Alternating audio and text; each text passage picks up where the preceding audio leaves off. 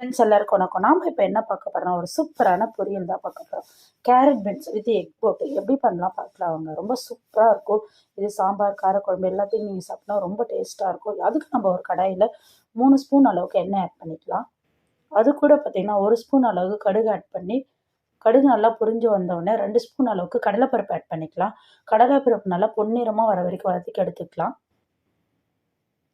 கடலைப்பருப்பு பார்த்திங்கன்னா நமக்கு பொன்னிறமாக வந்துடுது. இப்போ வந்து 2 வெங்காயமும் 5 பச்சை மிளகாவும் கட் பண்ணி வச்சுருக்கேன். இதை போட்டு வெண்ணெயில் நல்லா கோல்டன் ஃப்ரை வர வரைக்கும் வதக்கி எடுத்துக்கலாம். வந்து பச்சை மிளகா பார்த்திங்கன்னா உங்களோட காரத்துக்கு தகுந்த மாதிரி நீங்கள் கூடுதலாகவோ அதிகமாகவோ இல்லைனா கம்மியாகவோ சேர்த்துக்கலாம். ஸோ நாங்கள் காரம் அதிகமாக சாப்பிட்றதுனால நான் கொஞ்சம் அதிகமான பச்சை மிளகா எடுத்துக்கிட்டேன். பச்சை மிளகா நல்லா வதங்கி வரட்டும். இப்போ பார்த்திங்கன்னா நம்ம 1 ஸ்பூன் அளவுக்கு மஞ்சள் பொடி போட்டுக்கிட்டோம். இதை நல்லா நம்ம வதக்கி எடுத்துக்கலாம். நல்லா வதங்கி எடுக்கணும். ஏன்னா நம்ம கேரட் பீன்ஸ் தொட்டுக்க செய்கிறப்ப நமக்கு இந்த பச்சை மிளகா வந்து அதில் தெரியவே கூடாது. அந்தளவுக்கு நம்ம நல்லா வதக்கி எடுத்துக்கலாம். இப்போ இது கூட பார்த்திங்கன்னா நம்ம 1 ஸ்பூன் அளவுக்கு நம்ம வந்து உப்பு ஆட் பண்ணிக்கலாம். இதுனா கேரட்டு பீன்ஸு இந்த அளவுக்கு நம்ம வந்து குட்டி குட்டியாக கட் பண்ணி வச்சுக்கணும். ரொம்ப குட்டி குட்டியாக கட் பண்ணி வச்சுக்கலாம். 1 ஸ்பூன் அளவுக்கு உப்பு ஆட் பண்ணிக்கிறேன். இப்போ வந்து வதங்கின வெங்காயம், பச்சை மிளகாவில் கேரட் பீன்ஸை போட்டு நல்லா வதக்கி எடுத்துக்கலாம். நல்லா வதக்கிக்கலாம்.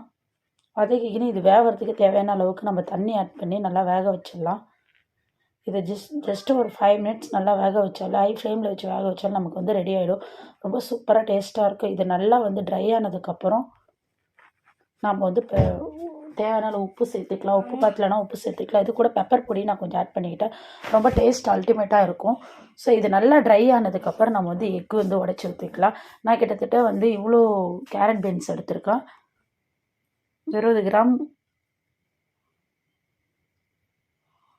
3 முட்டையை நான் உடச்சி ஊற்றி நல்லா கிண்டி எடுத்துக்கலாம். சப்போஸ் நீங்கள் கம்மியாக இருந்தால் உங்களோட கேரட் பீன்ஸ் குவான்டிட்டிக்கு தகுந்த அளவுக்கு நீங்கள் முட்டையை உடச்சி ஊற்றிக்கலாம். ரொம்ப டேஸ்ட்டாக ரொம்ப சிம்பிளாக ரெடி பண்ணலாம்.